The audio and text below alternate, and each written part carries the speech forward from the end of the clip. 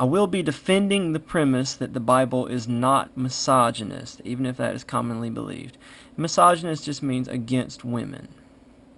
We will begin with the first chapters of Genesis. The first human is created and is a male called Adam.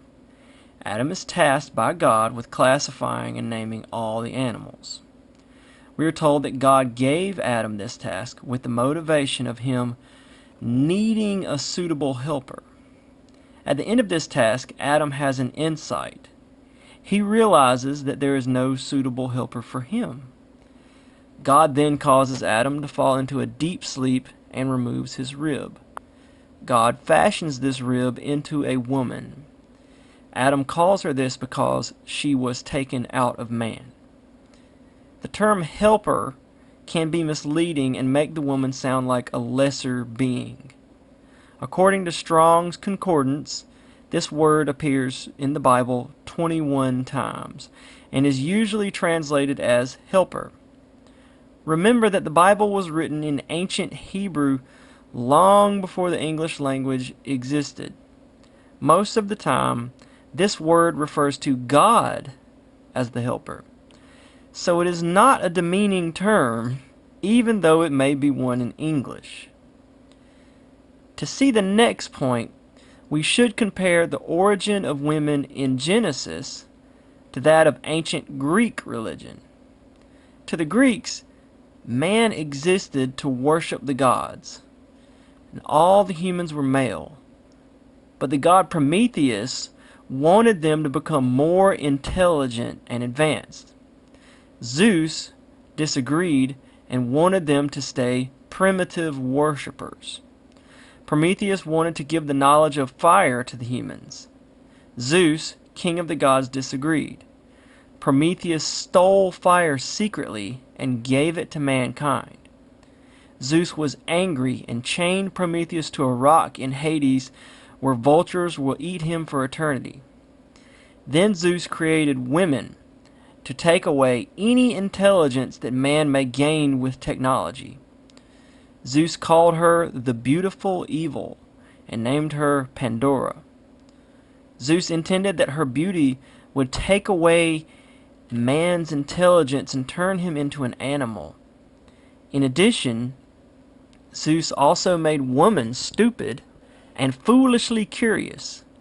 He gave her a box filled with all sorts of evils like war, disease, and famine.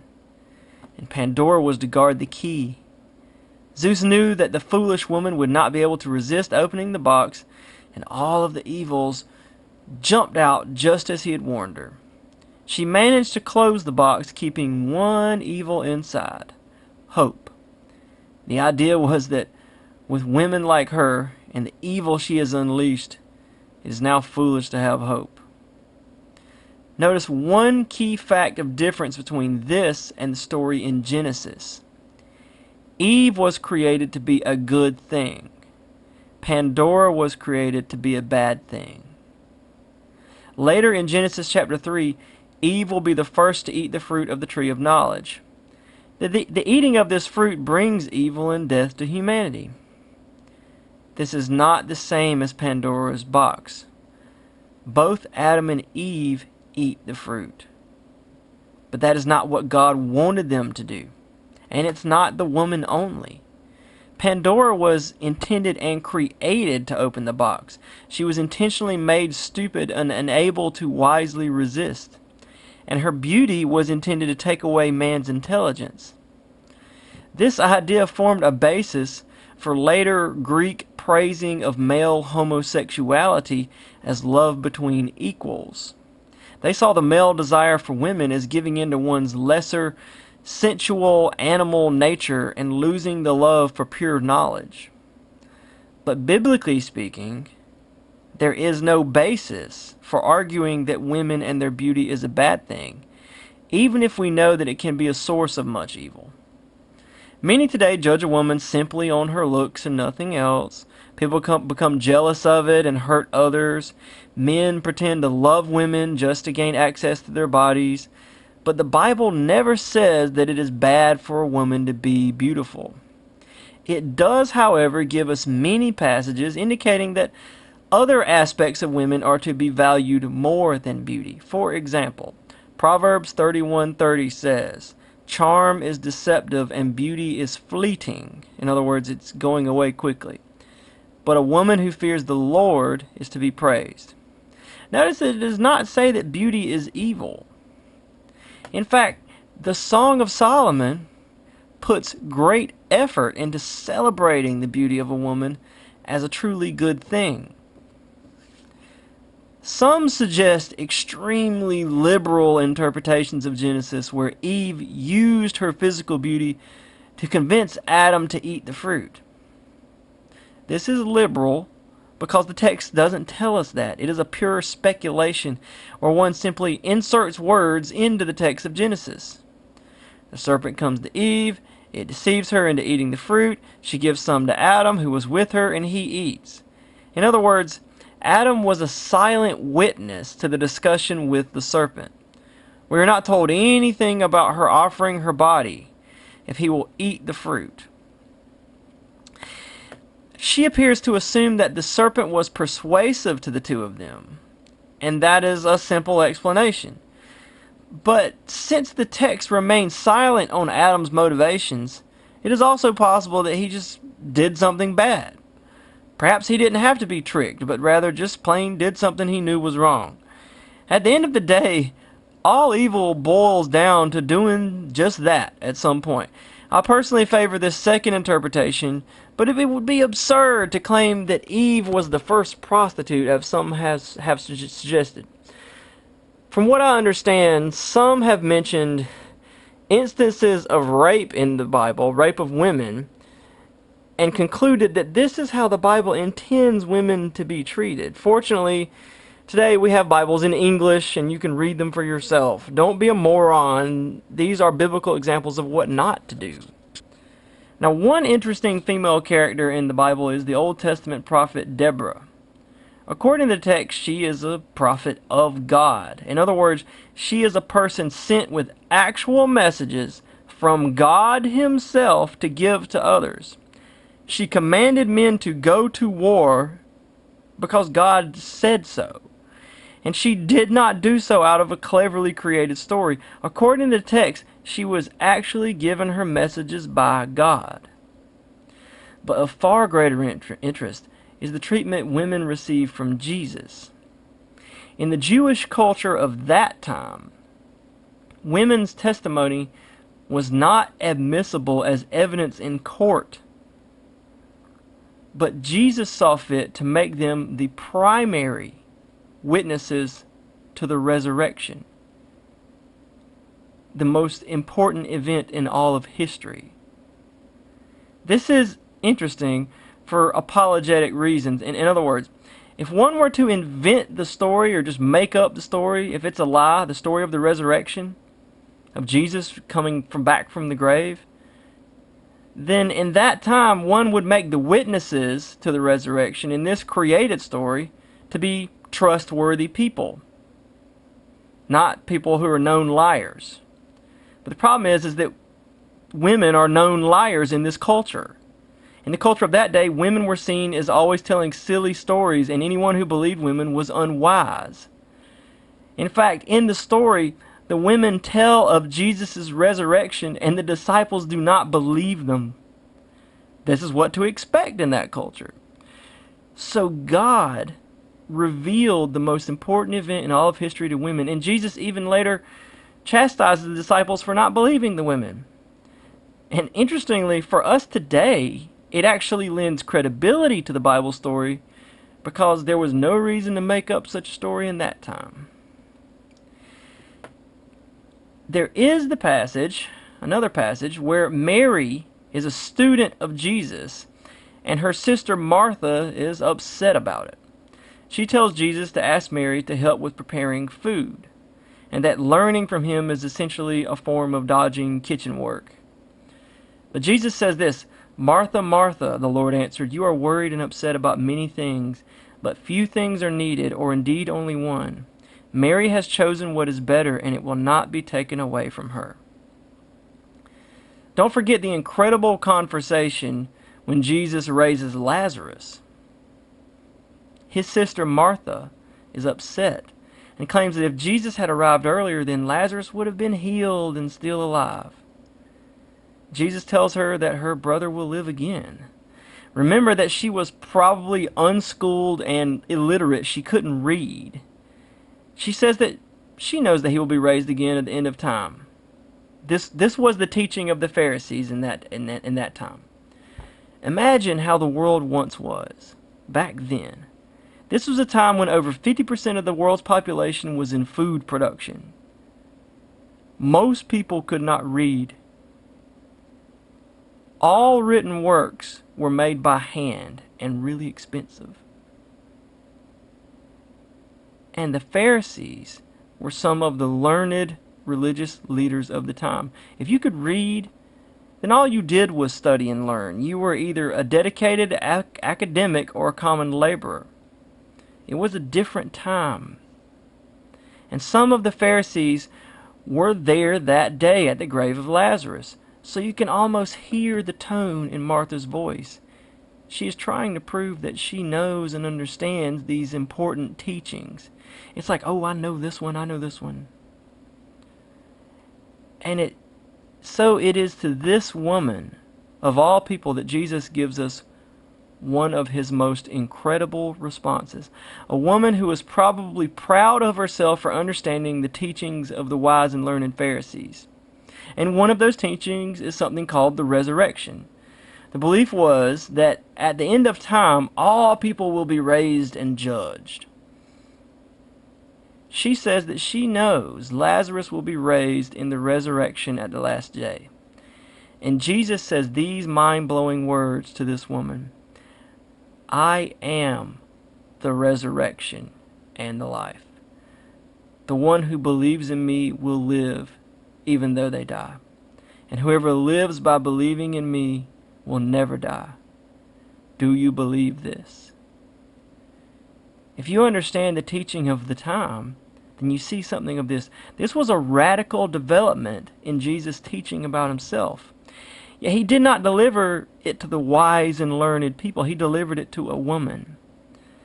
This was a person considered foolish simply but due to her very gender.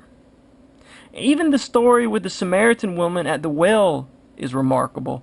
Jews did not converse with Samaritans. Jesus initiated conversation by asking her for a drink. By drinking from her vessel, a Jew would have been unclean and need to perform a ritual cleansing.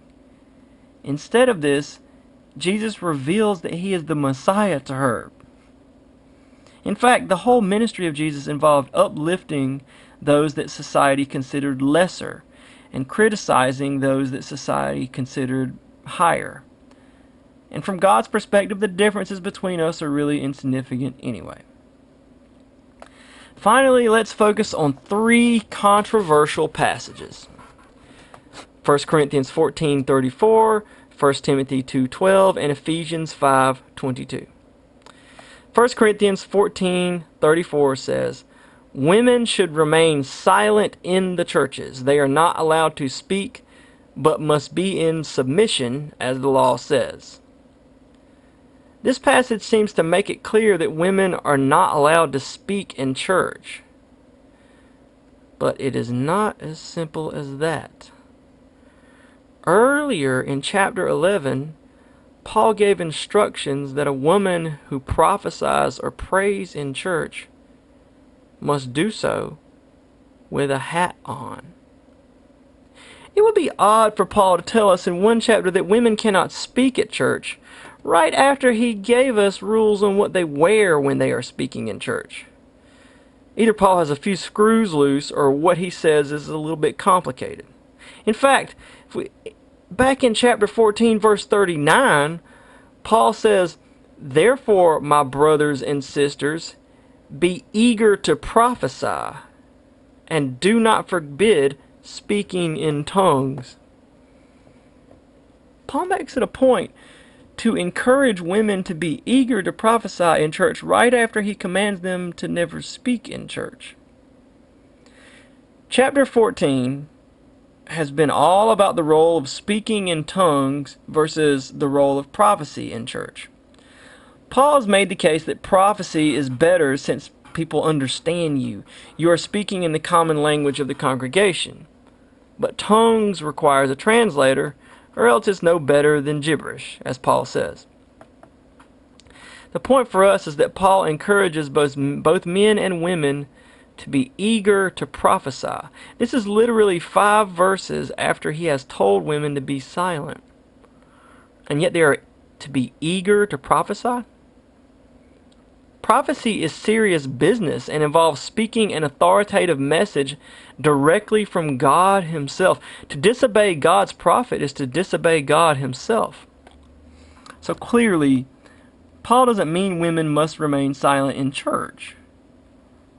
He must mean to silence a specific type of speech. Chapter 14 is focused on maintaining an orderly church service.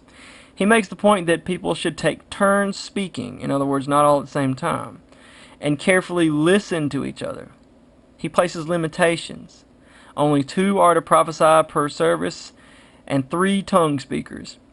He says that in the event that God speaks to one sitting down or gives a prophecy to one sitting in the pew, then the first speaker should stop and everyone should listen to that one who just got the message from God. He re-emphasizes that services should be orderly.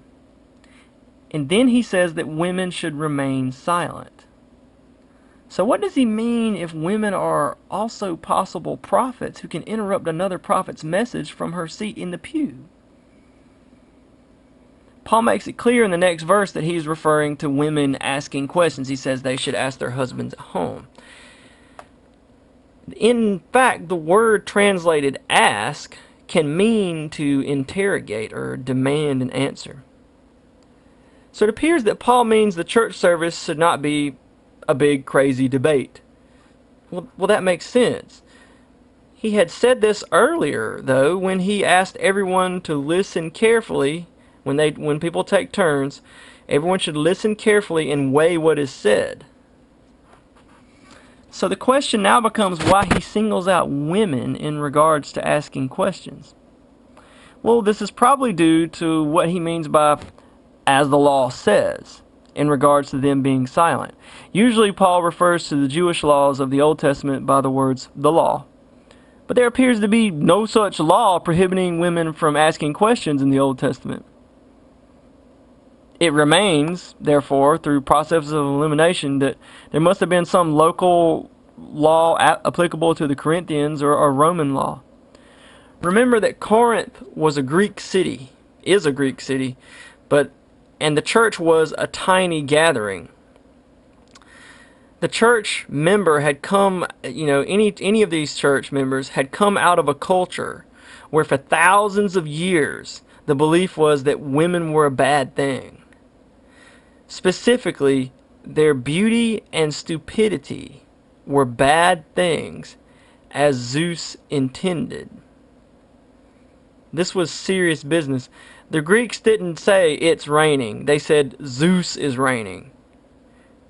So it's not at all impossible that the city of Corinth had a prohibition on female speech in religious services.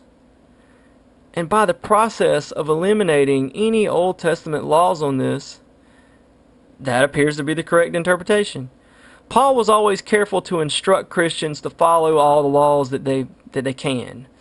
Paul was often a prisoner for preaching the gospel, and adherence to Christ made it necessary to break some laws. Mainly that all were required to make sacrifices to their Greek gods. In Corinth, one was expected to have sex with her priestesses if you could not afford, of Aphrodite, if you could not afford female slaves. Eventually, the Roman Empire began forcing Christian women into prostitution to cure them of this religious cult of Christianity. So it's not strange at all that such laws on women speaking would exist in any religious services. So Paul made it a habit to follow as many laws as possible since faith in Christ required the church to break so many laws. Now let's move on to 1 Timothy 2:12. I do not permit a woman to teach or to assume authority over a man. She must be quiet. This passage is also, 1 Timothy 2, it's also about orderly worship services.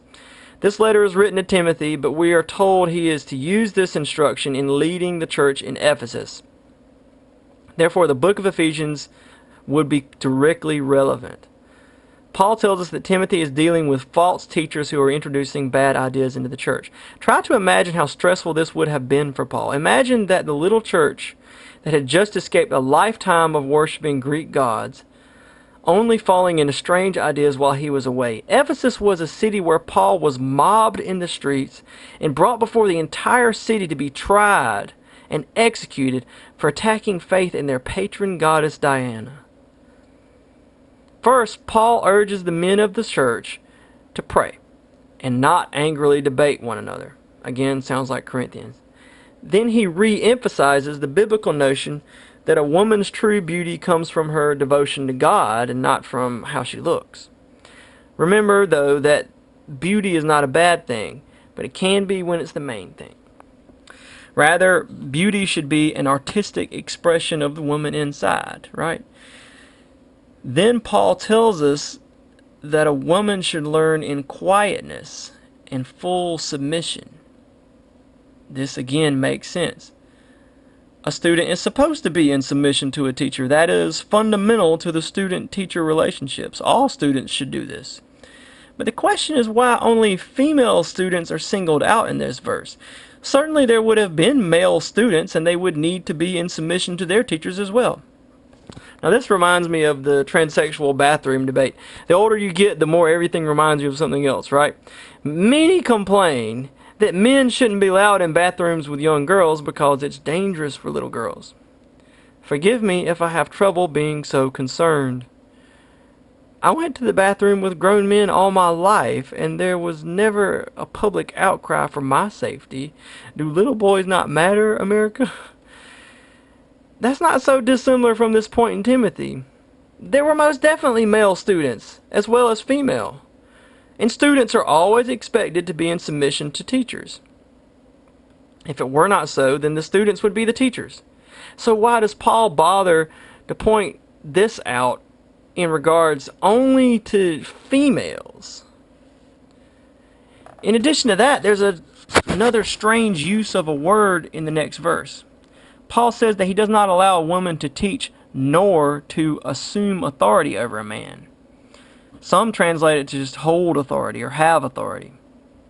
Now, to understand this verse, I'm about to try and analyze the original language of the Bible. Many will raise a problem with analyzing the original language of the Bible. They argue that anyone picking up a Bible should be able to read it and understand God's truth therein.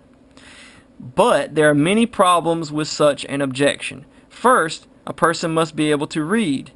And for most of human history, most people could not read. So why do you have no problem with people having to learn to read to understand the Bible, but you have a big problem with them learning original language or historical context?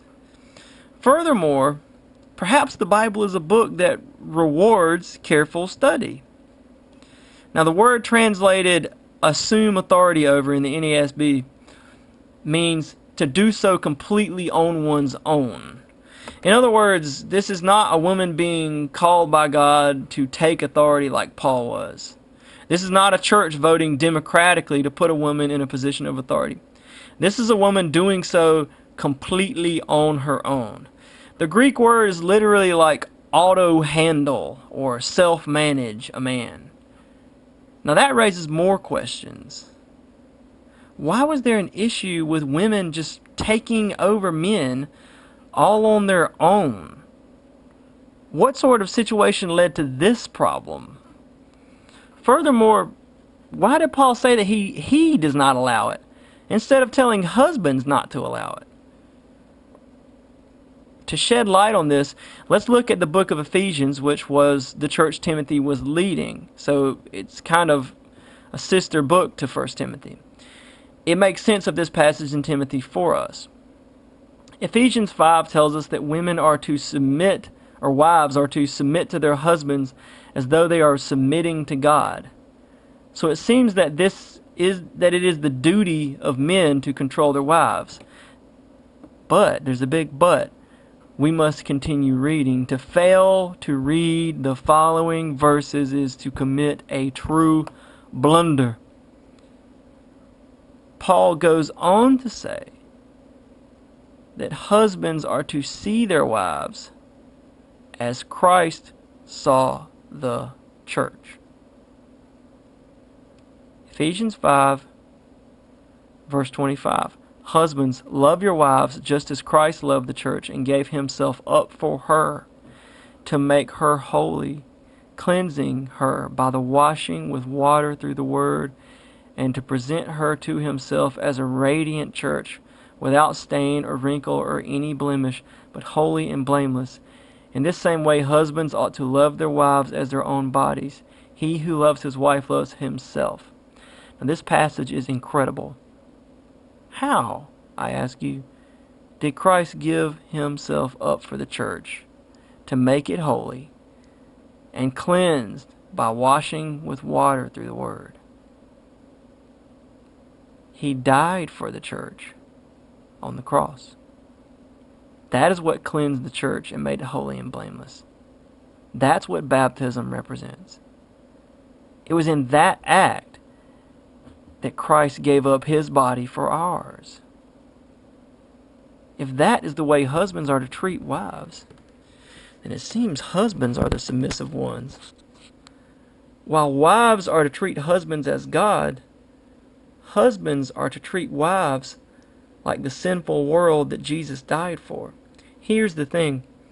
It is assumed in this metaphor that the husband must be mistreated and abused by the wife and love her all the more through it. It is assumed in this metaphor that the husband would never stop the wife. He will let her kill him because he loves her. So in the wife's case, she has to trust the husband's decisions as though he is God. But the husband must submit to any harm the wife wants to cause him, even if he knows that it is not done out of love. This is not to say that he agrees with her, but rather that he pleads with her, prays for her, and dies for her. He'll die for her right to be wrong. Jesus was the highest being of all, but became the lowest of all for love of us. In other words, if she wants to assume authority over him, the husband should allow it, as according to Paul's command. So a lot of 1 Timothy 2 is starting to make sense. The husband cannot stop the wife. That's done by Paul's command. In other words, Paul is the one who's going to stop the women from taking over, not the husband. The woman has a very real ability on her own to assume authority over a man, her husband. One remaining question is why Paul wouldn't allow a woman to teach nor assume authority. Now, why can't a woman teach? Does he mean to explain what he means by teach by adding the later words about assuming authority? Or are these two separate cases? Are women to never be in a teaching role? Well, from what we saw in 1 Corinthians 14, Paul could very well be using this assumption of authority terminology to explain what he means by teach. Remember, back in 1 Corinthians 14, Paul said that women are to be silent, but we understood from the surrounding verses that he didn't mean that they can't say anything. The surrounding words make it clear what he specifically meant. The problem with saying that women can never be in a teaching role is that they are allowed to be prophets. Paul says in 1 Corinthians 13 that a person with the gift of prophecy can fathom all knowledge. So how can a person who fathoms all knowledge not be qualified as a teacher? It's hard to imagine a more authoritative position than to literally be God when you speak to people. And the verse in Timothy refers to a singular man specifically, a woman assuming authority over a man. Not women over men, but woman over man. It doesn't refer to men, but rather to a man. It seems to be a relationship between one woman and one man that Paul speaks of instead of the congregation as a whole. And this fits with the idea in Ephesians 5 between a husband and a wife. The picture in Ephesians 5 is one of mutual submission to one another. The woman is to treat the husband like God. That's pretty submissive. And the husband is to allow himself to be a lamb to the slaughter, also submissive. But it seems that the husband's role is more committed to taking abuse. A wife may reasonably disagree with her husband if he's not acting like God. But if she abuses him, then the relationship is exactly like Christ and the sinners that he died for. So it seems reasonable that Paul would need to make a rule on this. It is possible that Paul meant that a woman cannot teach in addition to assuming authority, separate from assuming authority. Now, in this case, we're hard-pressed to understand what teaching really means. One may interpret the assumption of authority term as explaining what Paul means by teaching. And some people see it that way, but they don't understand the part about it being all on her own. And the thing is, Paul goes on in later chapters to lay down all sorts of rules for how men may qualify for various roles of leadership in a church. But the problem is that all of these roles have clearly laid out qualifications. A man cannot simply take authority all on his own. In fact, if women are given the type of freedom and control of their husbands that Paul describes in Ephesians 5, then it makes sense that he would mention this restriction on them right before he mentions all sorts of stuff about men holding various roles of leadership. It makes sense for Paul to warn women not to usurp those roles all on their own. And Paul adds for us some clarification in 1 Timothy 2 at the end of the chapter. He goes on to point out that women were created from men and reminds us that Eve's special role that she had in being deceived by the serpent. He is bringing women down a peg or two. If they had the kind of husbands he called for in Ephesians 5, then it may have been necessary for Paul to do this. Then he adds that women will be saved by childbearing. Now, obviously, he isn't ignoring all that he has ever said or bled for in the name of the gospel of salvation by faith in Jesus Christ. He means that women are not independent of men, but because of childbearing, men are also not independent of women. So neither men or women can claim that the other is a sort of subspecies or lesser being. All men are descendants of women. Paul tells us in 1 Corinthians 11 a more detailed version of what he means by women being saved by childbearing. He says, "For man did not come from woman, but woman from man. Neither was man created for woman, but woman for man. It is for this reason that a woman ought to have authority over her own head because of the angels. Nevertheless, in the Lord, woman is not independent of man, nor man independent of woman. For as woman came from man, so also man is born of woman. But everything comes from God." So in other words, God is the ultimate being because he was uncreated. He exists independent. He doesn't depend on anything else for his existence. He's uncaused and cannot be caused to exist. But men cannot claim that women are created from them or depend on them for their existence, since all men are created from women. So the first mother was a woman named Adam, or was a man named Adam. But all other mothers have been women. Now, in conclusion, the most interesting issue that we've raised is the relationship between a husband and wife. Paul calls it an insight into a profound mystery about Christ and the church, and the assumption of abuse is part of the deal for men. Now, obviously, a woman may treat her husband well, and nothing is said here about assuming that women are going to hurt their husbands. God would not destine women to do evil to their husbands, but in truth, all people are evil. And husbands and wives are given special ways of responding to the evil they receive. It would seem that a Christian marriage itself serves as a testimony to others about who Christ is. Such a message is one that would make an intense noise